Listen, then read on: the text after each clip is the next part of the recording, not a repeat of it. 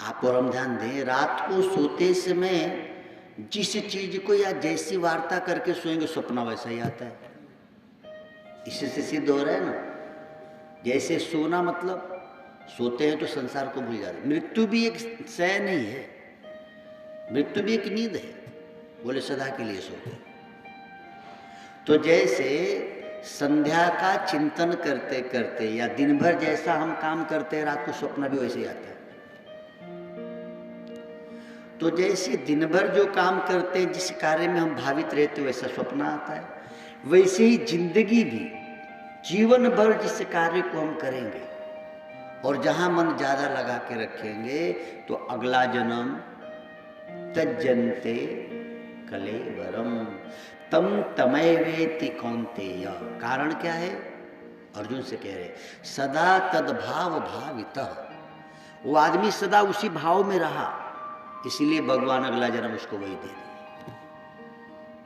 जो इच्छा हम करते वो भगवान पूरी करते। अब आपको हमको ये देखना है कि हम किस भाव में हैं।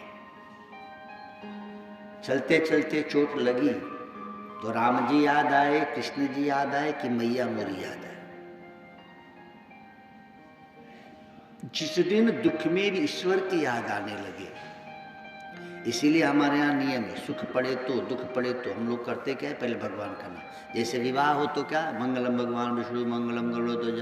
अच्छा कोई मर गया तो श्राद्ध कराओ, मरते तो पास में रख के ना वो पिंड दान कराता है ब्राह्मण, उसमें भी मंत्री बोला जाता है।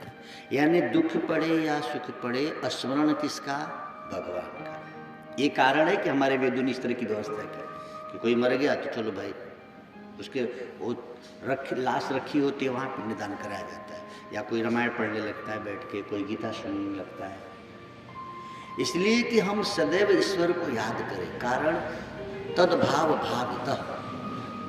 जिस भाव में आप होंगे अगला जन्म वही होने वाला है। अब मर्जी आपकी है, आप किस भाव में रहते हैं। कबीर साहब जा रहे थे और एक किसान खेती में लगा हुआ था। तो कबीर साहब ने कहा कि भाई कथा में भी आया करो, काशी में जन्मे हो, जिंदगी भर खेती करोगे, हाय हाय करोगे, हरि कब बजोगे? हम बोले महाराज बात तो सही है लेकिन अभी नहीं आऊंगा। बोले कब? बोले बेटी की सगाई हुई है, ब्याह हो जाए तो आओ, लड़के की शादी हो जाए, निपट जाए बात, बहुत काम है तो आऊंगा। कबीर जी ने कहा ठीक है बाद में आना। 6 महीने 1 साल बीते, कबीर जी ने कहा कि कसरे ब्याहवानो भैल तो। हाँ बोले गुरुजी तो ब्याह तो कभी हो गया। तो बोले तू कहा था ब्याह हो जाएगा तो कथा में आएंगे। अरे बोले महाराज भूल गए। हाँ हाँ ये तो कहे थे महाराज जी, लेकिन बहुत दिनों बाद आप याद दिलाए। अब तो शादी को 1 साल हो गया, मेरी बहू को पोता होने वाला है, तो महाराज जरा निपट जाए, आएंगे। आप मेरे लिए कह रहे बाबा, आएंगे जरूर। अब संत को इतना समय थोड़ी, मिलोगे तो कहेंगे। 8, 9, 10 महीने बाद मिले, बोले वो कथा में तो नहीं आया। बोले आते तो हमारा छोटा सा पोता है, हम संभालते हैं तभी बहू खाना बना पाती है, आएंगे। वो थोड़ा बड़ा हो जाए, थोड़ा बड़ा हो जाएगा तो जरूर आएंगे। कभी खत्म नहीं होने वाला है दुनिया का जंजाल। कबीर जी ने कहा भाई देख हम तेरे लिए ही कह रहे, मर्जी तेरी है। वो कथा कहती है कि कुछ दिनों बाद वो बुढ़ा मर गया। मर ही जाना है सबको भाई, और सबकी तो है कि भाई फलाने दिन आपके मोबाइल का रिचार्ज कब खत्म होगा वो पता है, लेकिन जीवन का जो रिचार्ज ठाकुर जी ने किया है कब खत्म होगा कोई पता नहीं। अच्छा मोबाइल तो बताती है 2 दिन पहले, वो बताने वाला भी नहीं है, एक ही आग जा खत्म। तो कथा कहती है कि कुछ वर्ष बीते। कबीर जी जब बार बार उस किसान को कहते थे तो उनके शिष्य को बुरा लगता था कि क्यों इसके पीछे पड़े हैं, जान दीजिए। जब कुछ वर्ष बीते तो संतों के भी प्रोग्रेस होते रहते हैं, कथाओं में नगाड़ा बगाड़ा बजने लगा। तो शिष्य नगाड़ा बजा रहा था, कबीर जी ने ध्यान से देखा और जोर से हंस पड़े। अब हम कथा करते करते कथा बंद करके हंसने लगे तो आपको भी क्या हो गया अचानक। तो शिष्य ने कहा, गुरु जी अचानक हो क्या गया? कबीर जी ने कहा कि बताऊं तुझे? बोले आओ। मैं जब उस किसान को कहता था ना कि तू कथा में आया कर, तो किसान सुना नहीं, याद है तुझे? बोले हाँ गुरु जी, लेकिन ये बात बीते तो 15 साल हो गए। हाँ, बोले उससे क्या? कबीर कहते हैं, बैल बने हल में जुते, ले गाड़ी में दीन। बैठ जाए, बैठ जाए, धन्यवाद। बैल बने हल में जुते, ले गाड़ी में दीन, तेली के कोल्हू रहे, पुन घर कसाई लीन। मांस कटा बोटी बिकी, चमड़न मड़ी नगार, कछु एक कर्म बाकी रहा, तिस पर पड़ती मार।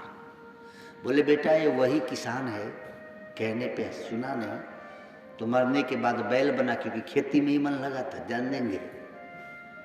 और बैल हल चलने में असमर्थ हुआ तो उसको कोल्हू में लगाया गया।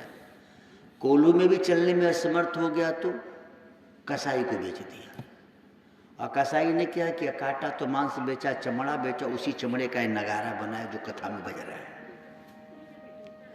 अब मनुष्य बने थे तो कथा में आ न सके, नगारा बन के बज रहा है। तो गोविंद कह रहे हैं कि तज्जत्यम कलेवरम। आप ध्यान दें कि आप जब आपका हमारा शरीर तो छूटेगा भाई, और मजे की बात है कि छूटेगा तो न मकान संग होगा न दुकान संग होगा। संत नारद जी जा रहे थे, एक बूढ़ा आदमी बैठा था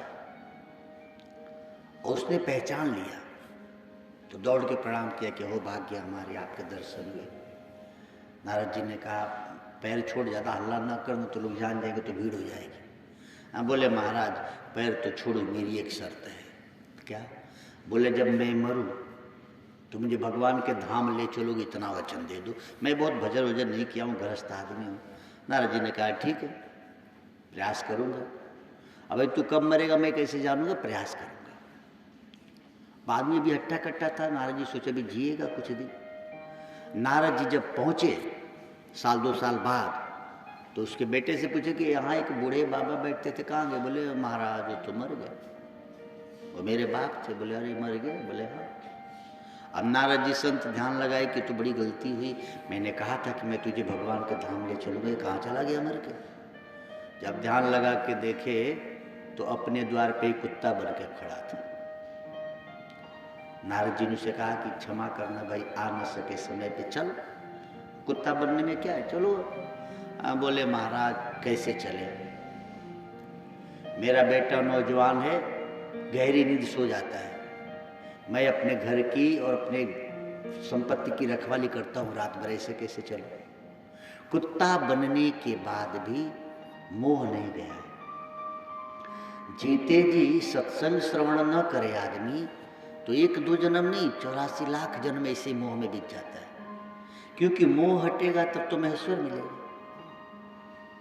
अब मर गए हैं, कुत्ते बने हैं, नारद जैसे संत कह रहे हैं कि चल वैकुंठ ले चलो। बोले महाराज अभी नहीं, अभी बच्चा जिम्मेदारी समझता नहीं, सो जाता है गहरी नींद में, मैं थोड़ा सा जाग के। नारद जी ने कहा हे भगवान, ये कुत्ता बनने के बाद भी इसको अपनापन है। चल भाई, कुत्ता कितने दिन जिएगा?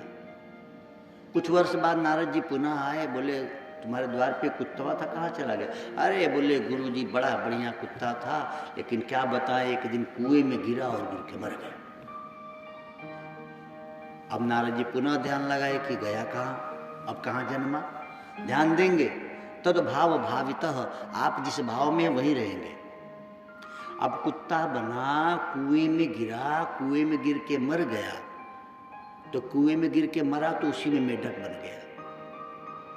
अब गर्मी के दिन नारद जी ने कहा अब तो मेढक बना है, चल चल तुझे ले चलो। बोले महाराज अभी नहीं।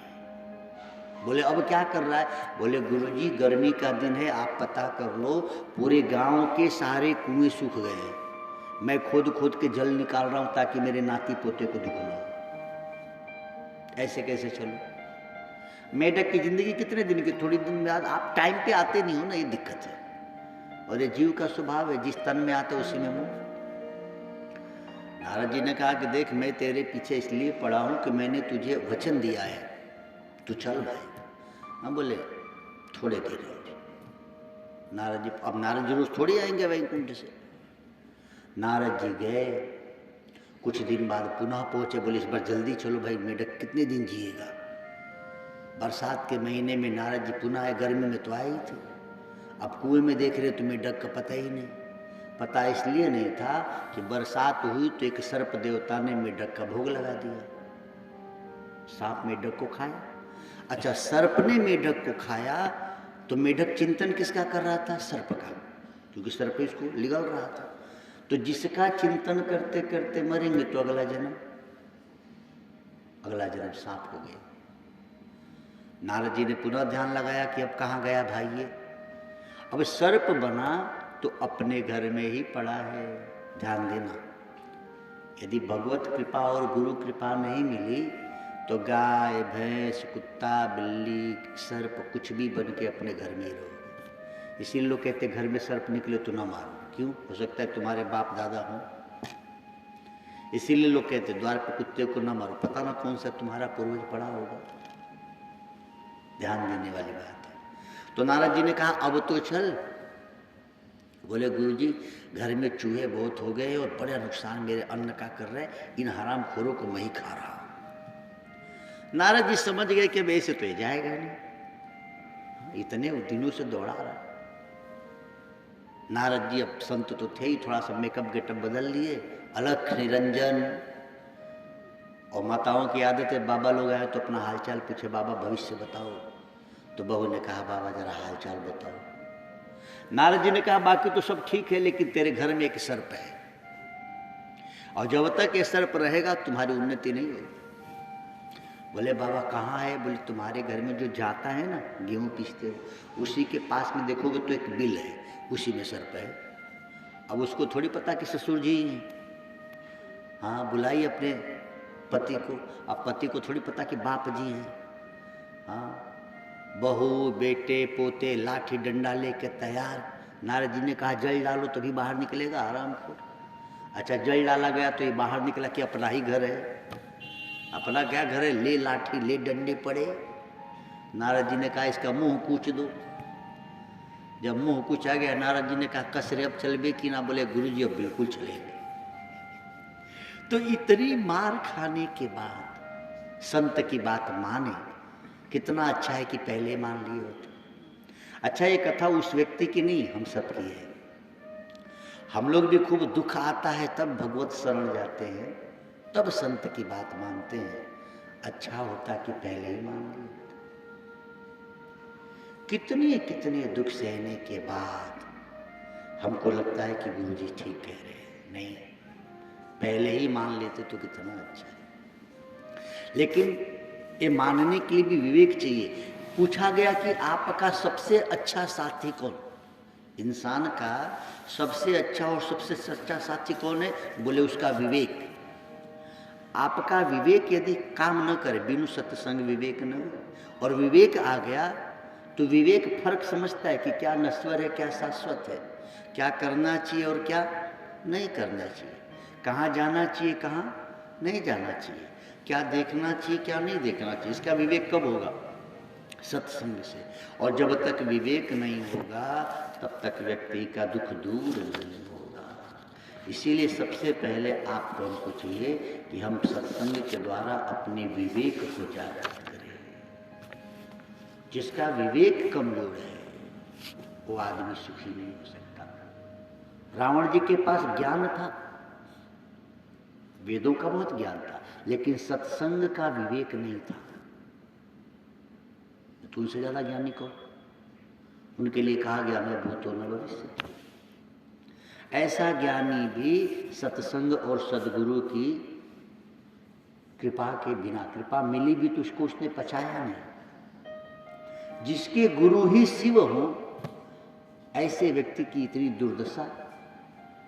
आपको आपके इस तरबगंज में कलुआ भलुआ नाम के लोग मिलेंगे, रावण नाम का कोई मिला? एकदम अनपढ़ आदमी हो, छोटी से छोटी जाति का हो, गरीब से गरीब हो, उसको आप कहो कि भैया हम 100 रुपया देंगे, अपने पोते का नाम रावण रख ले, नहीं रखे। जबकि रावण जी बड़े विद्वान थे, लेकिन कारण अपने गुरु की बात का आदर नहीं किया, सत्संग नहीं श्रवण किया। तो इतना ज्ञानी, इतना सामर्थ्यवान, इतना धनवान, हम लोग के 2 हाथ, उनके 20 हाथ थे साहब, लेकिन ऐसे व्यक्ति का कोई नाम रखा अपने बेटे का आज तक?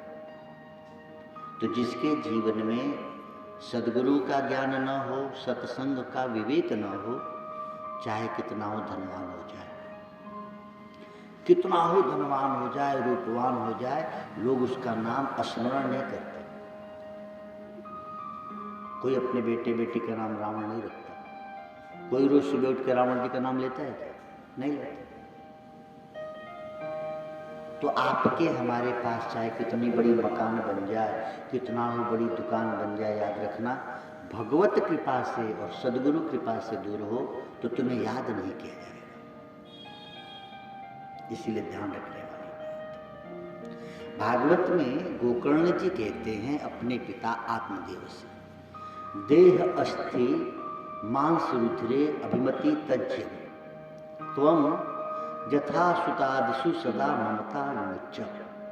बड़ा सुंदर बात है। पश्यानिशम जगदिदम क्षण भंगुर निष्ठम वैराग्य राग रसिको भव भक्ति निष्ठा। यानी ये पिताजी, ये जो हाड़ मांस का शरीर है और इससे जो जन्म लेने वाले पुत्र अथवा पुत्री है, वास्तव में यदि ध्यान पूर्वक देखा जाए तो ये सब क्षण भंगुर है। ये शरीर जिससे आपने बेटे बेटी को जन्म दिया, आपका शरीर ही नहीं रहेगा तो बेटे बेटी क्या अमर रहेंगे? ये नहीं, क्षण भंगुर है। अब इसके लिए करना क्या है? तो बोले कि मनुष्य को बांधने के लिए दुनिया में ईश्वर ने 2 रस्सियां बनाई हैं, एक अहंता और एक ममता। इन 2 रस्सियों को जो सत्संग के कैंची से काट देता है वह मुक्त हो जाता है। आप और हम बधे कैसे हैं? बोले इच्छा द्वेष समुत्थेन द्वंद्व मोहे न भारत। एक है अहंता और एक है ममता। ये अहंता और ममता की जो 2 रस्सियां हैं, इन्होंने हमको आपको बांध रखा। अब जैसे आप इतने बैठे हो, आपको कोई बांध के रखे तो आपको बधे रहना पसंद है कि आजादी? हर आदमी चाहता है स्वतंत्र रहे। हम बध के भी खुश हैं, ये आश्चर्य है। बधे हैं, दुखी भी हैं, लेकिन बंधन से मुक्त होना नहीं चाहते। ये दुर्भाग्य है। हर आदमी अहंता और ममता से बधा है और दुखी भी है इसी के कारण, लेकिन फिर भी इससे छुटकारा पाना नहीं चाहता। क्यों नहीं चाहता? क्योंकि आदत सी पड़ गई है। जैसे कई जीव होते हैं जिनको नाली में रहने की आदत, अब उसको बाहर निकालो तो मर जाए। एक आदमी मछली बेचता, अब मछली बेचता तो उसको दुर्गंध में रहने की आदत। वो गलती से मंदिर की तरफ से गुजरा, सुगंध आई तो मूर्छित हो गया, बेहोश हो गया, सामने मंदिर के गिरा है। लोग हो क्या गया इसको? कई लोग आके उस पर जल छिड़के, शुद्ध जल डालेंगे तो उसको होश ना आए। उसका दूसरा मित्र है, बोला क्या हुआ इसको? बोले पता नहीं क्यों अचानक बेहोश हो जा रहे। बोले रुको, तो जो टोकरी में गंदा पानी था मछली का, उसके मुंह पे डाला, उसको होश आया। बोले पता ना क्या हो गया था मुझे। अब आदत सी पड़ गई है दुर्गंध की, तो सुगंध मिलते ही मूर्छित हो गया। ऐसे आदत सी हो गई है गड़बड़ी की, तो सत्संग मिले भी तो हमको अच्छा नहीं लगता। आदत तो हो गई है पुरानी, वो दुखमय है, अहंता और ममता। लेकिन आदत इतनी बुरी है, जैसे उस मछली वाले को सुगंध आई तो मूर्छित हो गया। ऐसे ही सत्संग की आवाज आती, बोले ये क्या होने लगा? हाँ, नाच बाजा हो तो अरे हाँ मजा है। कितना दुर्भाग्य है, 84 लाख में नाचने वाले को भी अभी नाचना बाकी है, डीजे बजा के नाचना है। 84 लाख तो ऐसे ही नाच रहे, अभी भी नाचने से मन नहीं भरा। ये ठीक है, लोहे को लोहा काटता है, तो माया में नाचने वाला हरि के लिए नाचे तब तो मुक्त हो जाए, लेकिन माया में नाचने वाला माया को और बढ़ा के नाचे। वाह! जैसे कोई पी के लड़खड़ा रहा हो तो किसी ने उसको एक घुट और पिला दे। पागल अब तो लड़खड़ा भी नहीं पाए, सीधा गिर ही जाएगा। यह हालत है हमारी। ओम नमो भगवते वासुदेवाय। इसीलिए हम सभी को चाहिए सत्संग का एक भी क्षण छोड़ा ना चाहिए। सत्संग से जीवन में विवेक जागृत होता है, और सत्संग जब मिलता है मतलब हमको आपको समझ में आता है कि क्या करना है क्या नहीं करना है। भजले हरि को बीती जाए रे उमरिया। समय बीत रहा है। भजले हरि को बीती जाए रे उमरिया। भजले हरि को बीती जाए रे उमरिया। जग का ये मेला 4 दिन का गुजरिया। जग का ये मेला 4 दिन का गुजरिया। जीवन है अनमोल बीती जाए ना बेमोल। प्यारे हरि भजले गुरु कर ले। भजले हरि को बीती जाए रे उमरिया।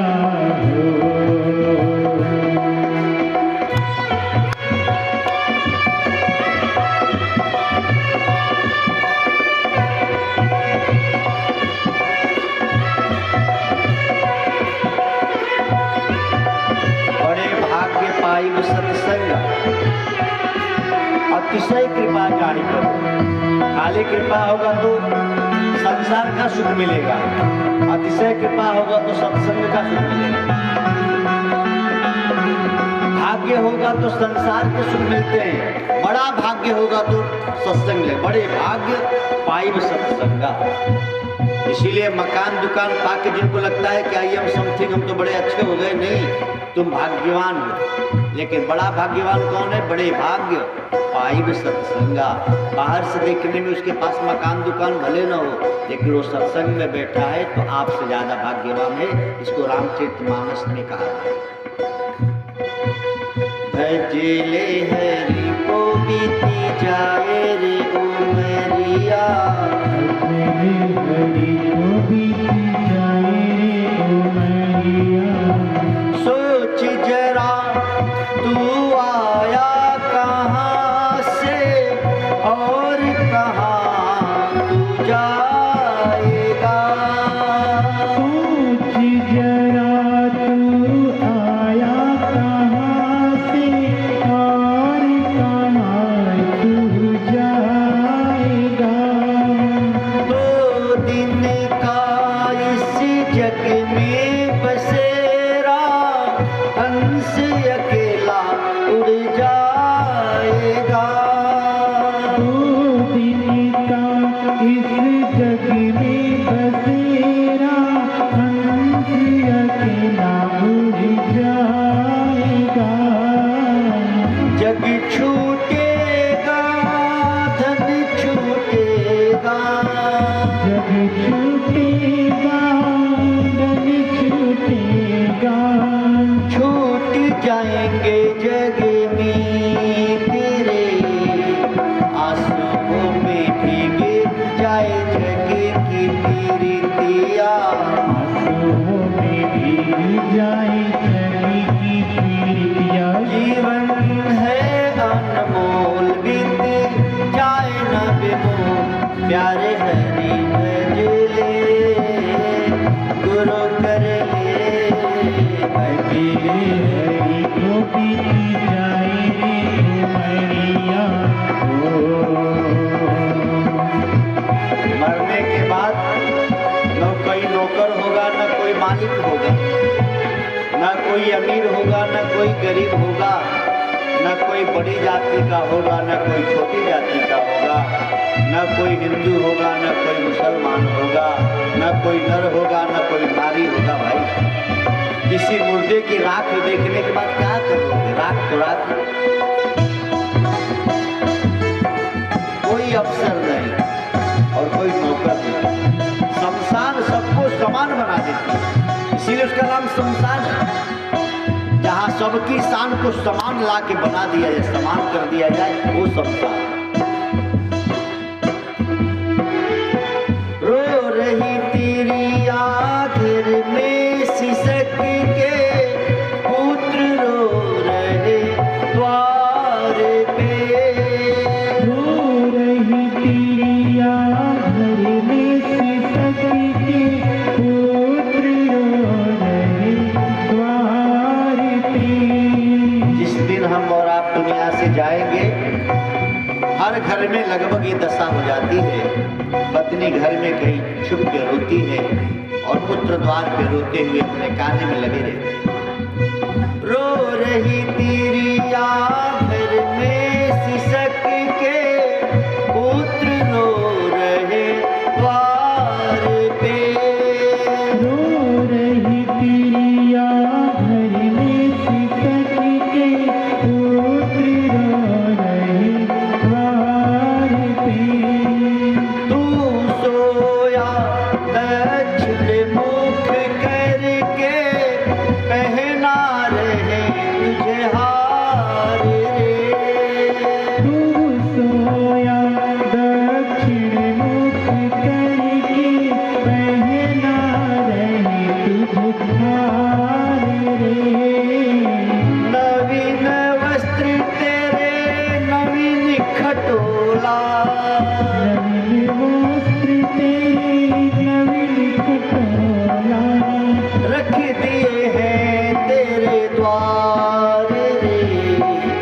कांधे पे लेके चले चार को कहरिया, कांधे पे लेके चले जाएगा कहरिया। जीवन है अनमोल बीते जाए न बेमोल, प्यारे हरि भजले, हरि भजले, भजले हरि को बीती जाए कहरिया। एक दिन ऐसा आएगा, हम सबको चार लोग उठाएंगे,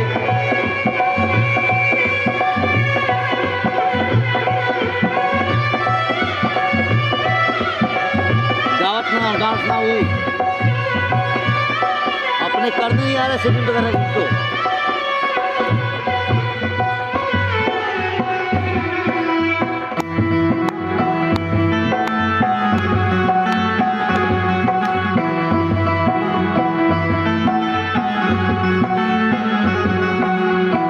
सेज सजा के लकड़ी की तेरी, तुझको उस पे सुलाएंगे।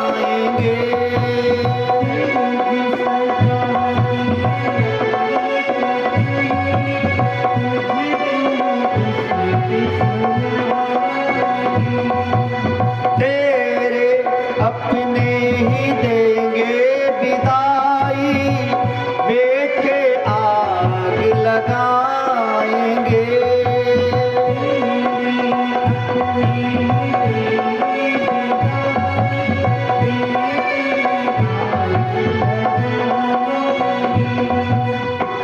अकेला चलेगा, अकेला चलेगा,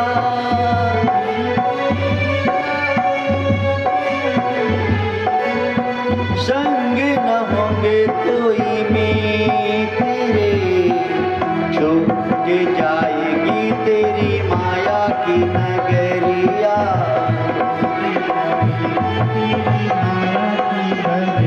जीवन है अनमोल बीती जा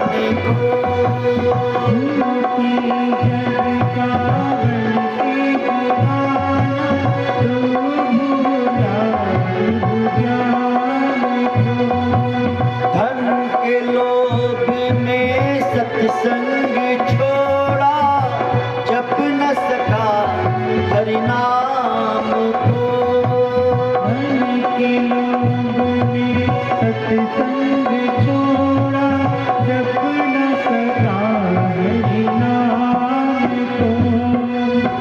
सब जग छूटा सब धन छूटा, सब जग छूटा सब धन छूटा, छूटे प्रिय परिवार रे, छूटे गई रे तेरी माया की डगरिया।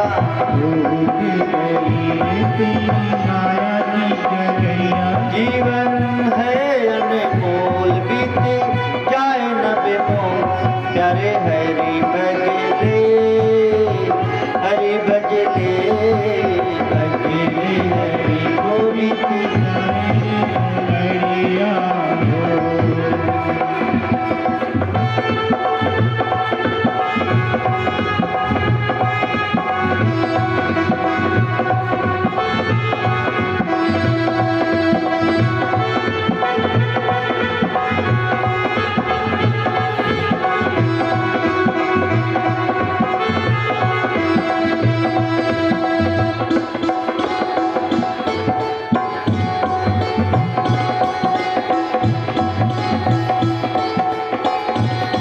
ओम नमो भगवते वासुदेवाय। ओम नमो भगवते। भागवत जी में धुंधुकारी जी की कथा बड़ी प्रसिद्ध है। अच्छा, धुंधुकारी का अर्थ क्या है ये जानना जरूरी है। धुंधुकारी है क्या? ज्ञानवानों का कहना है कि जो धर्म से अधिक धन को महत्व दे वो धुंधुकारी है। बात कड़वी है, क्षमा करेंगे। भागवत जी का कहना है कि जो धर्म से अधिक धन को महत्व दे वो धुंधुकारी, जो धन से अधिक धर्म को महत्व दे वो गोकर्ण। अब ध्यान से देखें तो अपने देश में धुंधुकारी ज्यादा मिलेंगे। जो धर्म से ज्यादा धन को महत्व देता है वो धुंधुकारी है। अच्छा, जो धन को महत्व देता है वही अधर्म की तरफ चलता है। भागवत कहती है तुंगभद्रा नदी के तट पे अनुपम नगर में आत्मदेव नाम के ब्राह्मण रहते थे। आत्मदेव पुरे तस्मिन सर्व वेद विशारद। ब्राह्मण भी यदि सिर्फ धन कमाने के लिए ज्ञान रखता हो, ज्ञान सुनाता हो, याद रखा हो, श्लोक बोलता हो, तो उसकी दुर्गति निश्चित है। भागवत का श्लोक देखिए, आत्मदेव जी ब्राह्मण है, उनके लिए क्या कहा गया? सर्व वेद विशारद। अच्छा, सारे वेद को जानने वाला व्यक्ति को दुख कैसे? जीवन देखे उनकी कथा से। कथा कहती है तुंगभद्रा नदी के तट पे अनुपम नगर में आत्मदेव नाम के ब्राह्मण रहते थे। उनकी पत्नी का नाम है धुंधुली। पत्नी बड़ी दुष्ट विचार की है।